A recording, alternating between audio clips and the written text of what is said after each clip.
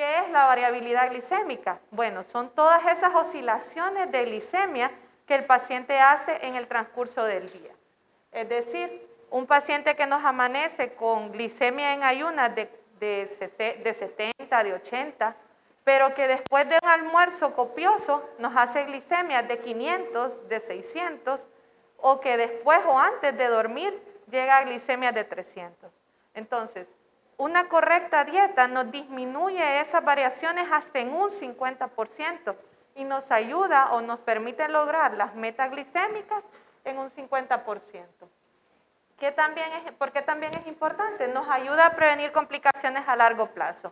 Hablaban justo de ese paciente que antes de ir a la clínica o antes de ir a hacerse la glicemia en ayuna, empieza a ayunar, empieza a disminuir su hábito alimenticio, empieza a no cenar. Y si ese paciente, por ejemplo, utilizara insulina o utilizara sulfonilureas, esas variaciones en la dieta puede llegarlo a desencadenar hipoglicemias que pueden terminar en complicaciones a largo plazo. Y esta parte es la que queremos subrayar. Miren en cuánto nos ayuda a disminuir la hemoglobina glicosilada un control dietético. Nos llega, por ejemplo, en nuestro paciente diabético tipo 2, nos llega a un control o a una disminución de la glicada entre un 0.3 hasta un 2% del total, similando los efectos que nos podrían dar medicamentos como por ejemplo las sulfonilureas.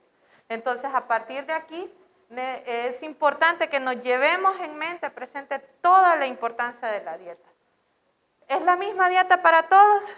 Uy, esa es una pregunta difícil y complicada. ¿Por qué? Porque como lo pueden ver ilustrado en la diapositiva, no lo es. Varía mucho dependiendo si el paciente es mujer, si el paciente es activo, si el paciente es sedentario, si la paciente es mujer embarazada.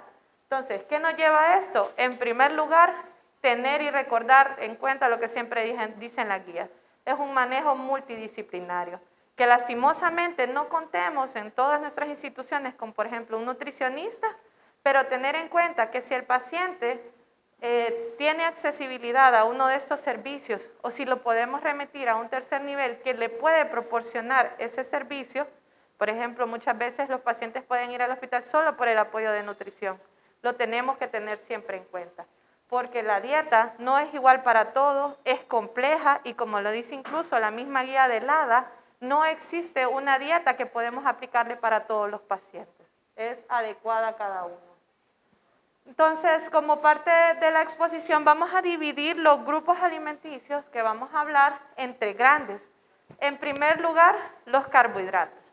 Los carbohidratos están compuestos de un grupo amplio de alimentos que van desde almidones, azúcares e incluso fibra.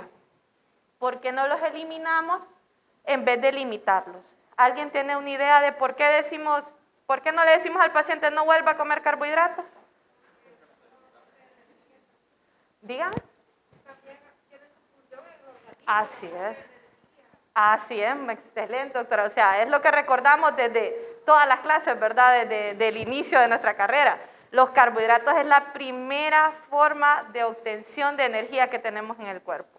Desarrollan múltiples funciones, por eso las diferentes dietas están guiadas a limitar su consumo, pero no a eliminarlo. ¿Por qué les menciono esto? ¿Han escuchado hablar de las dietas cetogénicas o dietas keto o dietas con muy bajo nivel de carbohidratos? Bueno, en pacientes diabéticos estas dietas no son recomendadas. Se asocian a múltiples complicaciones como por ejemplo hipoglicemias, desarrollo o pérdida o malnutrición, porque el paciente se nos puede malnutrir en los extremos y muchas otras. Entonces, el énfasis es disminuir pero no eliminar. ¿Los horarios de las comidas son importantes, sobre todo a nivel de carbohidratos? Sí. Se recomienda en primer lugar tener hábitos alimenticios de comer a la misma hora. Evitar periodos de largo de ayuno para evitar complicaciones como hipoglicemia. Y este es bien interesante. Comer en periodos de 5 a 6 veces al día, dividiéndolo en 3 comidas principales, desayuno, almuerzo, cena, y entre ellas existen 2 refrigerios. Entonces, no es comer extremadamente menos, No vamos a martirizar al paciente. Bueno, yo creo que si a uno le dicen que le va a tomar una dieta estricta, que se va a limitar un montón de cosas, somos los primeros en que la abandonamos, ¿verdad? Entonces, lo que hablaba incluso la doctora en su exposición previa, que es difícil hacer los cambios, pero se pueden hacer paulatinamente. La pregunta del millón, ¿son todos los carbohidratos iguales? No, definitivamente no. Y aquí vamos a ver el ejemplo. Tenemos dos grupos principales de carbohidratos, los simples y los complejos. Los simples son principalmente los azúcares, los que son de cadena simple, que se absorben rápidamente. Pero ¿cuál es el problema de estos? Por ejemplo, ahí tenemos las frutas bajas en fibras, el mango, la naranja, el plátano, el banano. Estos se absorben tan rápido y tienen tanto contenido glicémico que nos dan picos a nivel de la glicemia. Es decir, nos comemos un mango y ya a la hora tenemos glucosa. Si somos diabéticos podemos llegar a niveles altos, más de 200, más de 300. Entonces tenemos que evitar esos carbohidratos que son simples y sustituirlos por carbohidratos complejos. Son aquellos que tienen cadenas más largas en su estructura y por esto mismo se absorben de forma más lenta. Le van a dar más sensación de saciedad al paciente, van a disminuir la cantidad de carbohidratos que ingieren y sobre todo nos van a dar menos variaciones glicémicas. Entonces, ¿qué le podemos decir? Bueno, ok, digamos un nombre, doña Mercedes, usted va a evitar comerse naranjas, va a evitar comer mangos y va a evitar comer bananos. ¿Qué puede comer? Bueno, doña Mercedes, usted puede comer, ¿qué tenemos más acceso tal vez en nuestro país? Guayaba, la manzana. Entonces, como ustedes ven, no solo es el grupo, sino ver del grupo qué seleccionar. ¿Qué otros ejemplos tenemos? Doña Mercedes, deje de comer mermelada, deje de comer leche, dulce de leche, jaleas, gelatinas. Mejor sustitúyalas, que son un poquito más caras, pero le van a dar sensación de saciedad. Lo puede tomar incluso como un intermedio entre los platos principales, frutos secos. ¿Y cuál es nuestro pecado más grande? Los postres, lo que mencionaba la doctora. Hay que evitar totalmente el consumo, por ejemplo, de pasteles, de pan, de arroz con leche, de polea, de pan dulce sobre todo, y lo podemos sustituir por frutos secos, pan integral, o incluso si quiere pecar, galletas integrales. Por ejemplo, aquí, ¿qué cuesta una hamburguesa? El valor de una... ¿En cuánto? Uy, me dice dónde porque está muy buen precio. No, a veces llegan a valores de hasta 100 lempiras, 50, 70, dependiendo del sitio donde se compra. ¿Y qué es más barato? Consumir una lechuga, consumir una ensalada de lechuga, son pepinos, remolacha. Pero la ensalada la podemos hacer de nuestro plato, ¿verdad? Entonces, ¿todas las grasas? La pregunta también es igual. ¿Todas las grasas las obtenemos igual? No. No es lo mismo obtener grasa a través de la manteca de cerdo, de la margarina, que la solemos utilizar mucho, del aceite de coco, de la mayonesa, que todas estas grasas son saturadas, es decir, pasan a tener alto contenido energético, pasan a ser grasas que se almacenan y no se utilizan, versus grasas poliinsaturadas, que estamos hablando ahí de los omega 3, los omega 6, como por ejemplo el aceite de maíz, de oliva, girasol, las margarinas light, las nueces y uno de los alimentos que también utilizamos bastante en nuestra dieta, el aguacate. Entonces, esto no es lo mismo que yo le aplique margarina al pan a que yo me coma un pan con aguacate. Desde ahí estamos viendo los cambios. Ya vimos los tres grupos principales a nivel de la comida, ya vamos a ver a continuación después cómo lo vamos a distribuir en nuestro plato. Ya tenemos una lista de frutas, realmente es muy diferente que me digan, me tomé un jugo de melón sin haberle aplicado azúcar, a decirme, me tomé un vaso de jugo de melón pero le agregué 4 cucharadas de azúcar para endulzarlo. Hasta la forma en cómo se prepara el jugo varía. Y tiene que ser entre menos azúcares rápidos o simples se utilizan, es mejor. Y la pregunta del siglo que nos hacen casi todos nuestros pacientes, ¿puedo tomar café? ¿Qué opinión tienen con respecto al café? Sí, pero, alguien dijo sí, pero y me encantó eso. Con poca azúcar o sin azúcar. Ok, porque no es lo mismo que el café puro a echarle leche, a echarle 4 cucharadas de azúcar y endulzarle, casi tener una mermelada, ¿verdad?, de dulce. Entonces, algo bien interesante que les traigo para decir del café, y que también para mí es bien difícil decirlo, porque creo que todos tomamos café, es que el café en muchos estudios, si nos vamos a ver fuera tal vez de estas guías, si el paciente no es diabético, se ha asociado a beneficios cardiovasculares que podemos ver a lo largo de diferentes bibliografías. Pero si ustedes buscan en internet, se van a páginas como por ejemplo la Mayo Clinic, que tiran los links o los diferentes estudios. Muchas veces el café a dosis de 200 gramos, que es equivalente a 2 tazas de café al día, simple, sin azúcar, sin leche, sin otro acompañante, se ha asociado a efectos negativos en un paciente diabético. Generalmente ustedes le van a pedir al paciente extienda su mano.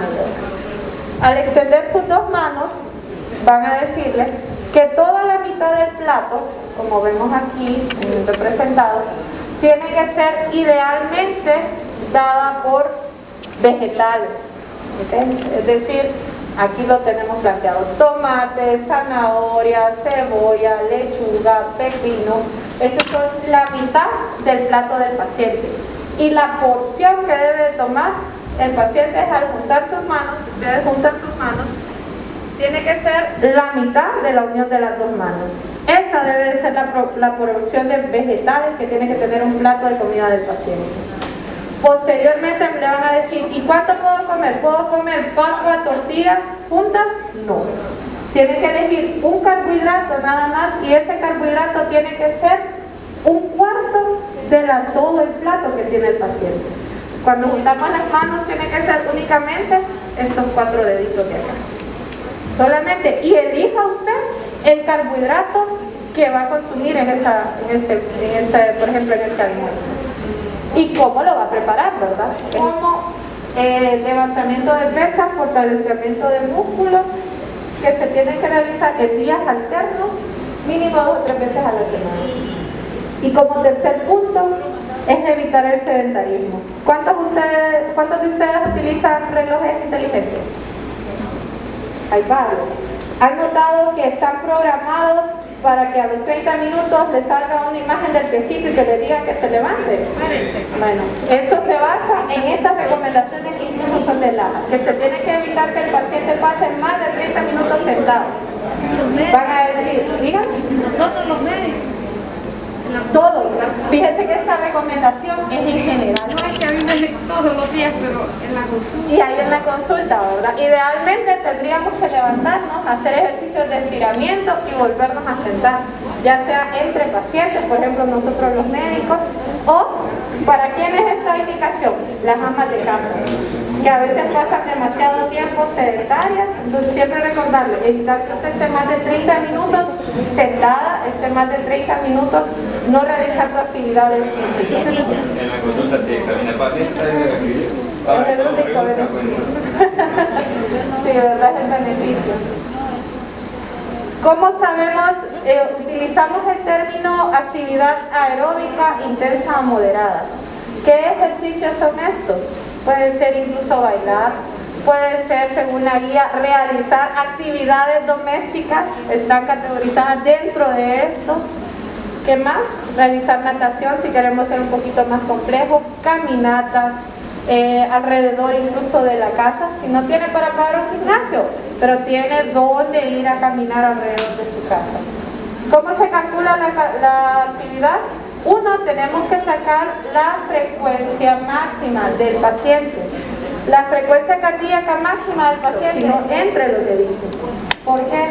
Porque en primer lugar, si el paciente tiene retinopatía diabética, ya ha sido diagnosticado, se sospecha, tenemos que tener en cuenta que no le vamos a recomendar que haga ejercicios de alto impacto, que no salte o cuando haga ese tipo de ejercicios porque puede llegar a desarrollar incluso hemorragias o incluso desprendimiento de retina. Entonces esos ejercicios en ese grupo de pacientes se tiene que evitar. ¿Qué pasa si nuestro paciente tiene neuropatía? Que creo que hay mucha incidencia de neuropatía en nuestros pacientes. Tenemos que evitar lesiones o deformaciones a nivel de los pies, porque estos predisponen a úlceras, posteriormente a pie diabético y otro tipo de complicaciones que tenemos que evitar. Si el paciente tiene afección tal vez neuropática, pero no de extremidades, sino viscerales, tenemos que tener mucho cuidado porque eso puede producir fluctuaciones de presión arterial, de frecuencia cardíaca, incluso de niveles de glicemia. Si nuestro paciente tiene nefropatía, no está contraindicado en ningún momento la realización de ejercicio como se creía en mucho tiempo atrás. Al contrario, se recomienda, siempre y cuando no tenga edema significativo en miembros inferiores o en cara que le afecte la calidad como realiza el ejercicio. Eso sería principalmente mi intervención, ¿verdad? Yo sé que es complejo, no es fácil y se tiene sobre todo que individualizar las recomendaciones que le hacemos a cada uno de los pacientes según las metas que queremos alcanzar en los mismos. Solamente agradecerles. No sé si tienen alguna consulta previo a culminar la presentación. Sí.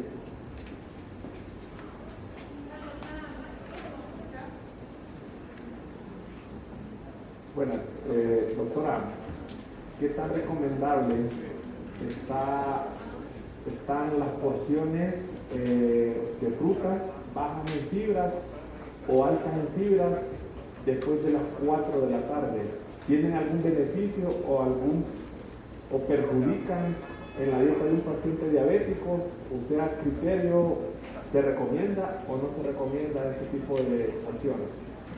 Doctor, fíjese que esa pregunta es un poco compleja en el sentido que si usted me dice, ¿qué voy a recomendar? ¿Una porción baja en fibra o alta en fibra? En primer lugar yo le digo, es la dieta alta en fibra, porque es lo que mencionamos, que tiende a ser menos picos glicémicos, ayuda a mantener el humor controlado y la sensación de saciedad en el paciente, en primer lugar eso.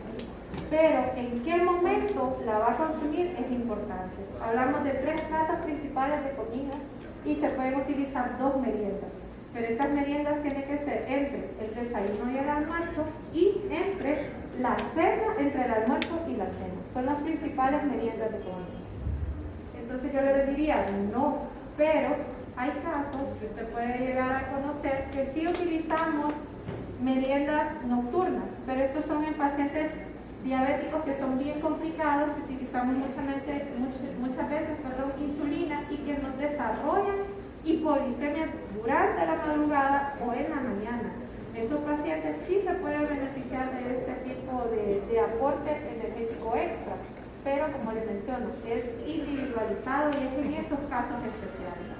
De forma general yo no la recomendaría porque le puede llevar a hacer hiperglicemias matutinas principalmente, de verdad, por el tiempo de absorción y duración del alimento, y que no va a hacer usted esa dieta que eso que ingirió durante la noche, no lo va a consumir porque no está haciendo ningún otro tipo de ejercicio. Entonces, no en primer lugar, sí dietas altas en fibras, no nocturnas, a menos que el paciente nos presente probablemente hipoglicemias ligadas al tratamiento. Concluimos. Muchas gracias, doctora. La despedimos con un aplauso. Vamos a proceder a almorzar.